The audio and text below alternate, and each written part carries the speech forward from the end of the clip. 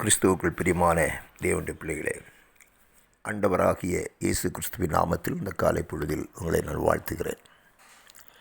இந்த புதிய நாளிலும் தமது கிருபைகளை கர்த்தர் நமக்கு கட்டளையிடுவாராக. இந்த நாடு தியானத்திற்காக எடுத்துக்கொள்ளப்பட்ட சங்கீதம் 107வது சங்கீதம். 107வது சங்கீதத்தின் முதலாவது வசனம் இப்படி சொல்லுகிறது: கர்த்தரை துதியுங்கள், அவர் நல்லவர், அவர் கிருபை என்றும் உள்ளது.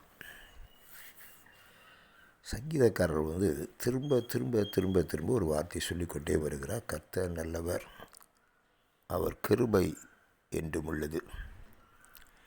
கர்த்தரை துதியுங்கள் என்று சொல்லுகிறார். நீங்கள் பார்த்தீங்கன்னா, தேவாலயத்தில் பாடகர்களை நியமித்தார்கள். எதற்காக நியமித்தார்கள்? கர்த்தரை துதித்து அவர் நல்லவர், அவர் கிருபை என்றும் உள்ளதென்று பாடுவதற்கு அவர்களை ஏற்படுத்தினார்கள். யுத்தம் வருகிறது. யோசபாத் பாடகர் குழுவை இந்த இராணுவத்திற்கு முன்பாக நிறுத்துகிறார். அப்பவும் அவர் சொன்ன பாடல் என்னென்னா, கர்த்தர் நல்லவர், அவர் கிருபை என்றும் உள்ளது. விசுத்த வேதாகமத்தில் அதை நம்ம பார்க்கிறோம். அவருடைய கிருபை மாறாத கிருபை, அவர் மாறாதவர், அவர் கிருபை உள்ளவர் என்பதை பார்க்கிறோம். அன்பானவர்களே, அந்த கிருபையை அவர் நம்மை விட்டு விலக்காமல் இருக்கிறார். அதற்காக கர்த்தருக்கு ஸ்தோத்திரம். கர்த்தரை துதிக்கணும். ஏன் துதிக்கணும் அப்படின்னு கேட்டிங்கன்னா, அவருடைய கிருபைகள் நிமித்தம் நம்ம என்ன செய்யணும்? அவரை துதிக்கணும். அவருடைய கிருபை எவ்வளோ பெரியது அப்படிங்கிறத சொல்கிறார்.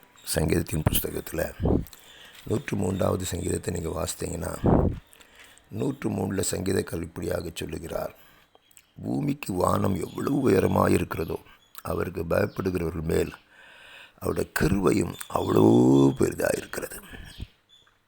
கிருபை அவ்வளோ பெருசாக, வானத்துக்கும் பூமிக்கும் எவ்வளோ உயரம் இருக்குதோ அவ்வளோ பெரியது.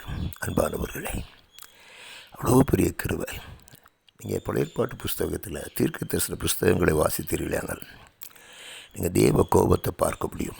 இஸ்ரவேல் ஜனங்களுக்கு மேலே ஆண்டோடைய கோபம் பற்றி எறிகிறதையும், அவர்களை எல்லாவற்றையும் ஆண்டு நிர்மூலமாக்குகிறதையும் நம்ம பார்க்கிறோம். சத்துருக்களுடைய கைகளில் ஒப்பு கொடுக்கப்பட்டு சீரழிந்து போன இஸ்ரவேல் ஜனங்களை பார்க்கிறோம். இஸ்ரவேல் தேசத்தை பார்க்கிறோம்.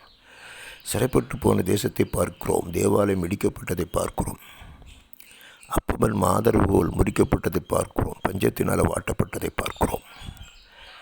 இவ்வளவு ஒரு கொடூரமான தேவ கோபத்திற்கு உள்ளான இஸ்ரவேல் ஜனங்கள். ஆனால் ஆண்டவர் இரக்கம் பாராட்டினார். அவர் இரக்கம் பாராட்டினார். அக்கிரமங்கள் நிமித்தமும் நம்முடைய மீறுதல் நிமித்தமும் நம்மை அழிக்காதபடிக்கு கர்த்தர் இறங்கினார். இன்றைக்கி நீங்களும் நானும் நிர்மூலமாகாமல் இருக்கிறோம் என்று சொன்னால் அது ஆண்டவருடைய கிருபை. நம்முடைய நீதி நிமித்தமாக இல்லை. நம்ம நல்லவர்கள் இல்லை. இந்த உலகத்தில் நம்ம நல்லவர்கள் இல்லை.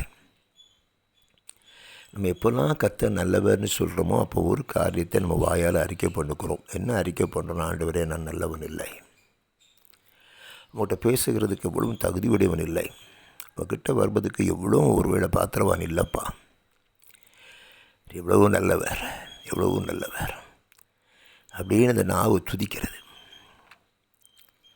அவருடைய கிருபையை ஆண்டவர் விளங்க பண்ணினார் என்று சொல்லி பார்க்கிறோம். தன்னுடைய ஒரே பேரான குமாரனாகிய இயேசு கிறிஸ்துவை கல்வாரி சிலுவைக்கு அனுப்பி நீங்களும் நான் அழிந்து போகாதபடிக்கு நம்மை அவர் காத்துக்கொண்டார். ரத்தத்தினால் மீட்டுக்கொண்டார். அந்த கிருபையினால் நம்மை ரட்சித்தார். இன்றைக்கு அந்த கிருபை நம்மை சூழ்ந்திருக்கிறதுனால நீங்களும் நானும் அழிக்கப்படாதபடிக்கு கர்த்தர் நம்மை காத்து கொண்டு வருகிறார். அந்த கிருபையை நம்ம விட்டு விளக்காமல் இருக்கிற தேவனுக்கு ஸ்தோத்திரம்.